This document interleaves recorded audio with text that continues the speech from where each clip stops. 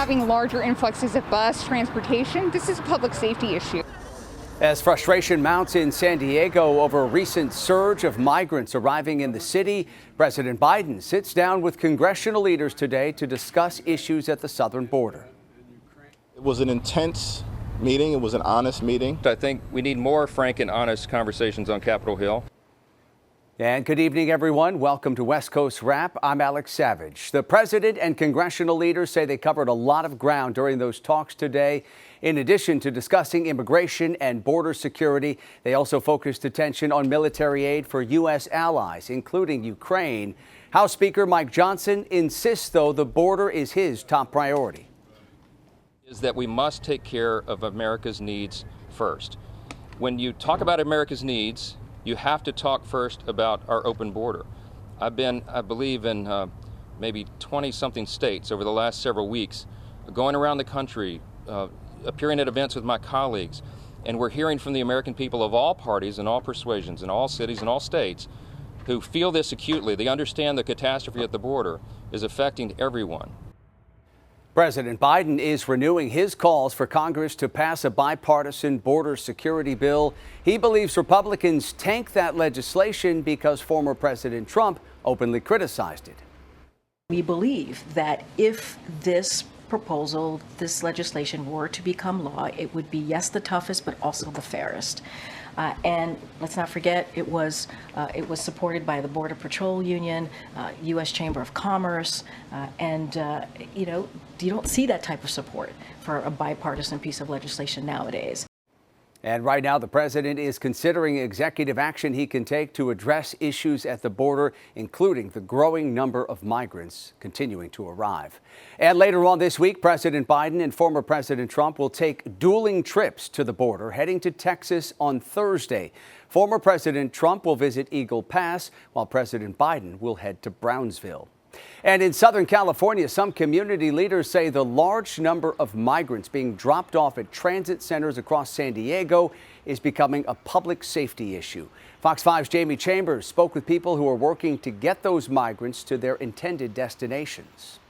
It's just broken down to a handful of volunteer organizations with practically no funding, attempting to get those asylum seekers from point A to point B, trying to find their sponsors, trying to find family members, and eventually trying to find their final destination. Without an organized drop center, the migrant influx has devolved into a hodgepodge of volunteer organizations attempting to continue the work of shepherding asylum seekers through San Diego and onward. Immigrant Defenders Law Center, Al Otro Lado, Haitian Bridge Alliance, Detention Resistance, the people that know how to handle these type of situations, how to help migrants, how to get them on their way. They're the ones that need to be at the front. With taxis costing roughly $100 a fare from the Iris station in Chula Vista to Old Town San Diego's station, Robert VR and his organization have chartered a bus that rolls between the waypoints, helping the newly landed migrants continue their journeys. 99.9%, they're not staying in San Diego. They want to get to, to their final destination, to their families, their sponsors, to people that have, about to support them and assist them, during their process here in the United States. Neighbors in the Old Town area have seen the increase in buses and are not happy with the new congestion. It's been a huge impact. We were already dealing with buses coming through the neighborhood. This is just a two-lane feeder street. So when you start having larger influxes of bus transportation, this is a public safety issue. Now with migrants left without a formal path to their destinations, the big question is, will anyone stand up to help? You never know how long this is going to go on. My hope is that, our other faith organizations here in San Diego, NGOs, come together and make a presence to help migrants that are arriving to continue on their journey, safely on their journey to their destination. Now today we were told by folks that work here at the Old Town train station that 2 buses came through with migrants. We met some Haitian migrants trying to make their way to Tennessee specifically. We're seeing a lot of these folks trying to figure out how to get to the East Coast all the way from San Diego with not a very clear path moving forward. Big question is, when will this start to taper off, or if it will? And that's the very latest from the Old Town station. Jamie Chambers, Fox 5 News. Now to the Bay Area, where the flagship Macy store in San Francisco's Union Square is set to close, according to city officials. This is part of a broader restructuring. In a statement, the company says it's focusing resources by closing approximately 150 underproductive locations, including approximately 50 by the end of the fiscal year. A list of specific stores has not been released, but San Francisco's mayor said the Union Square location is among them. Our goal is to make sure that we focus on the opportunities and the opportunity to ensure that this space is used for something that will be profitable, that will be a destination, that will attract people. The mayor says the Union Square store is likely to stay open for at least a year or two until Macy's can find a buyer for that building. An Arizona grand jury today indicted murder suspect Rad Al-Mansouri on a number of different charges. The 26-year-old faces 2 counts of attempted first-degree murder, 2 counts of aggravated assault, and other charges. Arizona prosecutors say Al-Mansouri was in the midst of a violent crime spree when he was arrested in Scottsdale on February 18th.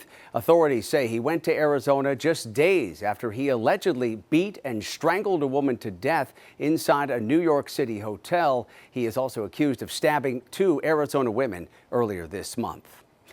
Another twist in the trial of a former elected official charged in the killing of a journalist in Las Vegas. Robert Tellez has pleaded not guilty to the deadly stabbing of Jeff Gehrman in 2022.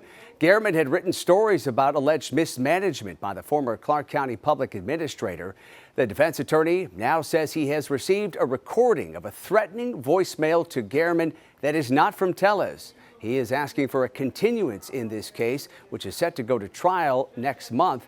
Prosecutors have said that DNA links Tellez to that murder. A Good Samaritan's decision to fight a suspected burglar may have helped put an end to a crime spree in Southern California. That whole struggle, which the man says lasted nearly 20 minutes, was all caught on camera. Fox 11's Gigi Graciette spoke with him about making that split-second decision to get involved before police arrived. It certainly was a very busy night for both police and business owners after 3 suspects went on a crime spree. One of them arrested here in Venice, thanks to a Good Samaritan. He literally jumped right back out the window into my arms, and then it was a 20-minute wrestling match till the cops got here. For years, Paul Markham headed up security for some of the most famous heavy metal bands around. So when a burglar broke into his favorite restaurant, he knew exactly what to do. Caught on camera, you can see Paul and another man tackle the burglar, whose pockets, they say, were filled with cash. Tip money for the waitstaff at Dudley Market in Venice. The suspect alternating between fighting the men to begging them to let him go. Let me go, please, let me go, please, please, please let me go. No, I don't let people go. Police arrived and immediately took the suspected burglar into custody. And law enforcement sources tell us he's connected to a string of burglaries that happened overnight in nearby Marina del Rey. There, 2 other suspects, part of the same criminal crew, police say, smashed and grabbed their way into 6 businesses, from the big ones like Ulta Beauty and Starbucks to family-owned ones like Nick the Greek restaurant. Rick Tavares, who heads up maintenance for the mini mall, said it's frustrating to see so many hardworking people being victimized. All the money that these poor people have to spend on the repairs, because it's usually more damage than, nobody leaves anything in their registers anymore. You know, that's pretty much a given, but, you know, just a lot of damage, property damage. Back at Dudley, where the suspect was taken to the hospital to be checked out before being booked, Paul says he's glad he could help. He's friends with the owners, and like so many, he too is tired of the crime. A big part of the problem with these areas is the second the sun goes down and the tourists are gone, the police go with them. And it pretty much creates an atmosphere where the citizens of Venice are on their own. And it certainly was a very busy night for LAPD Pacific Division officers who ultimately arrested all 3 suspects, not only the one believed to have burglarized this business here in Venice, but the 2 suspected of the smash and grabs in Marina del Rey. In Venice, Gigi Graciette. Up next tonight here on West Coast Wrap, dangerous snow-covered mountains in Utah. Coming up tonight, how crews are intentionally triggering avalanches as a safety precaution. The Sierra in California, where a blizzard warning is expected in the coming days. A better look at what's happening here and the rest of the West coming up. Also, suspected squatters take over another luxury home in Southern California. We'll show you how they were confronted with cameras rolling. The Oregon State Senate today passed a bill that prohibits book bans at public schools and libraries. This includes bans on the basis of race, gender identity, country of origin, sexual orientation, disability, and immigrant status. Backers say this legislation protects a parent's right to decide what their children can read. The bill now goes to the Oregon House of Representatives for consideration. Business owners upset with the way Formula One racing moved into Las Vegas are hoping to send a message to city leaders with a new lawsuit. Fox 5's Jacqueline Schultz breaks down what they don't want to see happen the next time those cars hit the track. And if we have another year like this, none of us will be in business. We all kind of got bamboozled. Randy Markin of Batistas and Stage Door tells me Monday he has tried to be a nice guy, and he's tried everything for a better outcome in meetings with Formula One and the LVCVA. He's part of a group of businesses at the corner of Flamingo Road and Koval demanding compensation for millions in losses during road construction, closures, and lane closures. He says he is sad about the next step because he loves Las Vegas. Preparations to sue. The community and citizens should know we did everything we could to try to settle without, legal action, but they haven't really given us any choice. They think they're in the driver's seat, and this is, that they're the big guys. Lisa Mayoda Rizzo represents the 7 businesses, which include Batistas and Stage Door, Jay's Market, the Souvenir Shop, and Ellis Island. She has gone before the Clark County Commission and LVCVA with public requests for a remedy. Now, a lawsuit would name the Formula One race, the LVCVA and Clark County demanding compensation and fighting to block the return of the temporary F1 bridge. F1 recently told Fox 5 a temporary bridge would return and the race would work to lessen impacts on businesses. Mayoda Rizzo says she'd like more businesses to come forward to join them. She says plenty already have. 2 people today call me and say, I'm in. I lost my business. Do you think this suit has a chance to win? Every single business and so forth had a right to that public right of way, and it was shut off and taken from you. I think they have a chance. Jacqueline Schultz, Fox 5 News, local Las Vegas.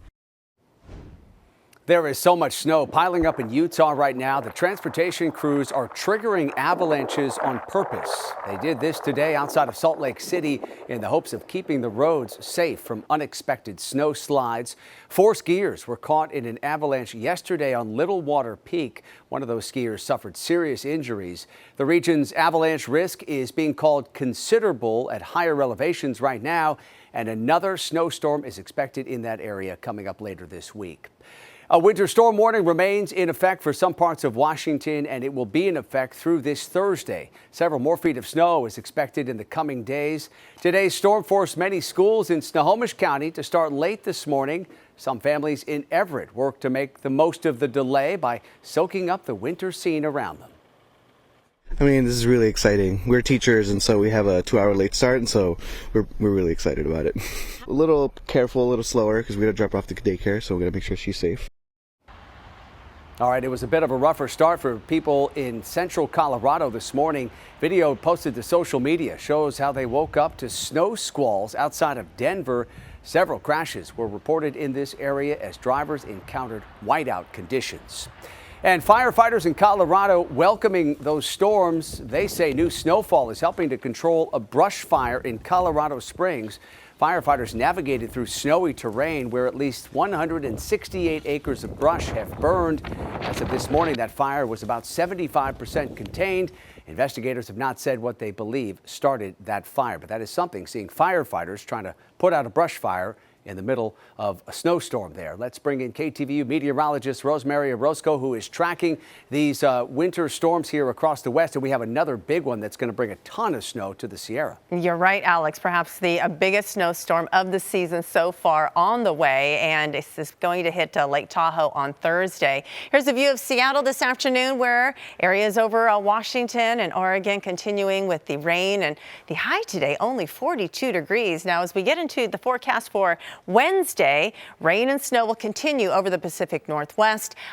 California is actually going to have a dry day tomorrow, as well as the Intermountain West. And to the south, we have temperatures in the upper 60s to 70s expected from Southern California over towards Arizona, as well as into parts of New Mexico. Here's a view of the satellite and radar, where again, a little bit of wet weather going on here, but the rest of the west looking fairly dry, at least for tonight and into tomorrow. This is the storm we're talking about, bringing with it some Arctic air right now over the Gulf of Alaska, and will be working its way into the Pacific Northwest before it drops into California and continues to move east. Winter storm warning already in place over areas of Washington. And then by tomorrow, we are looking at areas over Oregon seeing the winter storm warnings, as well as the winter weather advisories for travel. And then again on Thursday is when it is expected to move into California.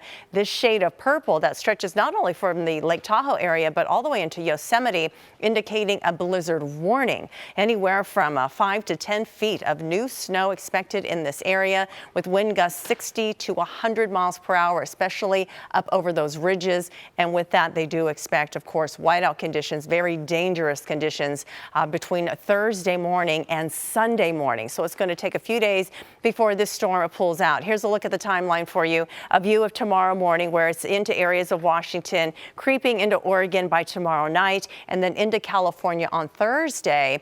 And it hangs around until it looks like about Sunday for parts of the West. Here's a look at the forecast moving forward into tomorrow and the next few days. So we'll continue with the wet weather over the Pacific Northwest, and temperatures will actually cool a little bit more. This is a cold storm. Snow levels are going to drop all the way down to about 2,000 feet. The Bay Area expected to get a few inches of rainfall and perhaps a little bit of snow on peaks as we head into the weekend. Temperatures are going to be dropping off. Mid to upper 50s expected for the San Francisco area into Saturday and even Sunday. Alex? Thank you.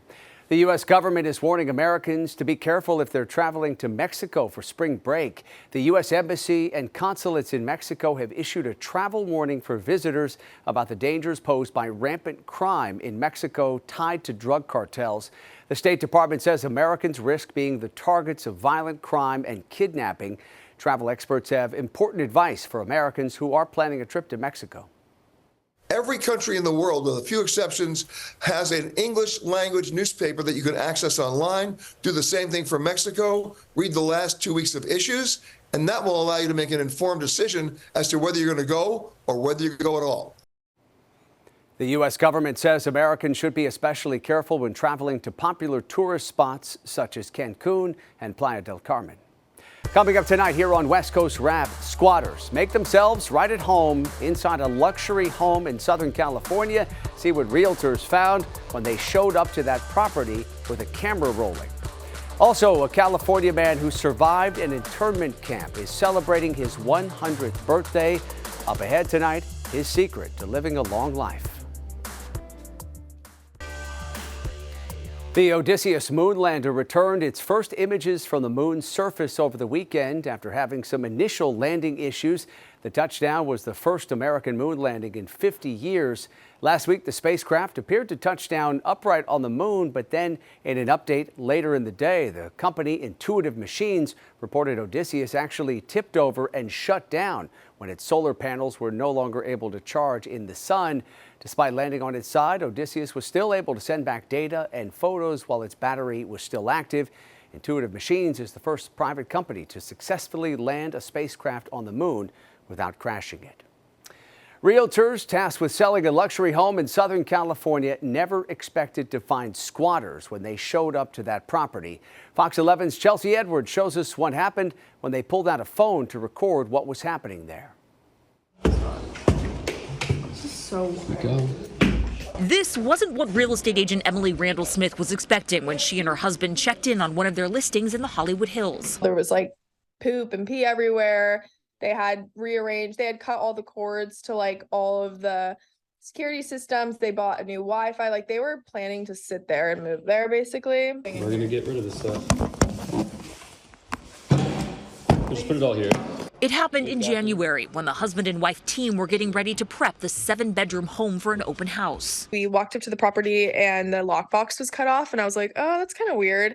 And there was a mailbox that somebody had ordered and they like put it up and I was like, that's also very weird. That was not here before. My husband walked to the side of the house and they had these huge windows and he could see somebody laying on the bed in the rooms. They quickly called police, who couldn't get the man out of the home. So the pair waited until he left, then called police again. They knocked on the front door and I guess some girl opened it. In the video that I posted, she ended up being an OnlyFans model. And I guess that the guy who had broke into the house was like running this whole business out of there and like renting the rooms out to these girls. Smith gives major credit to the LAPD, who escorted the woman, her dog, and everyone's belongings out. I just want to let you know that we're in charge of the property. The Smiths left with a mess to clean up. They have toothpaste and toothbrushes. I told you I saw TV. Thanks for giving me another bike lock, bro. I'm gonna take this one off. Place it, you jerk. It was really scary just feeling like somebody had intruded your house. Obviously, it's just a property that we're selling, but we feel responsible for it. And it's just a really eerie feeling to feel that somebody like went into your property and tried to live there and make it their home.